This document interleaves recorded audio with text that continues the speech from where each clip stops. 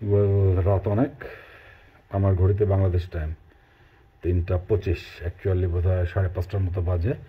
এইমাত্র আমরা গুয়াংজু শহরে নেমেছি। গুয়াংজুতে আমাদের থাকার জায়গা হয়েছে চায়না ম্যারিয়ট একটা হোটেলে। এই হচ্ছে আমার হোটেল রুম। ঢুকেই ডান পাশে washroom. Oh, there is a light. এইখানে বাথরুমটা খুব সুন্দর, বাথরুমটা একদম ক্রিস্টাল ক্লিয়ার। ওয়াশরুমটাও দেখা যাচ্ছে, বাথরুম থেকে বেডরুমটাও দেখা যাচ্ছে। আর এই হচ্ছে আমাদের হোটেলের যে আলমারিগুলা। বাহ, এখানে খুব চমৎকার একটা কাজের জিনিস আছে, যেখানে আমি আসলে টাকা পয়সা রেখে দিতে পারবো। Okay, it's a good one, not a bad one.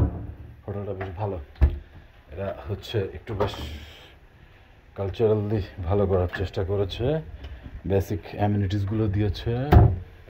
এখানে একটু স্পেস রেখেছে, so that I can sit, I can talk to someone or I can keep some things. একটা বেশ বড় টিভি দিয়েছে, হ্যাঁ। এবং এখানে যে সামনে যে শেলফটা, এর ভিতরে চা কফি বা এই যে জিনিসগুলা আমরা খেতে খেতে পারি এগুলো দিয়েছে। একটা স্টাডি টেবিল দিয়েছে, টেবিলটা খুবই সুন্দর। এইটা হচ্ছে জানলাটা, মিরর গ্লাসের জানলা। এই হচ্ছে বসার জায়গা, বসার জায়গার চেয়ারটা বেশ সুন্দর। খাটের পিছনের design almost same amenities of the 5 stars.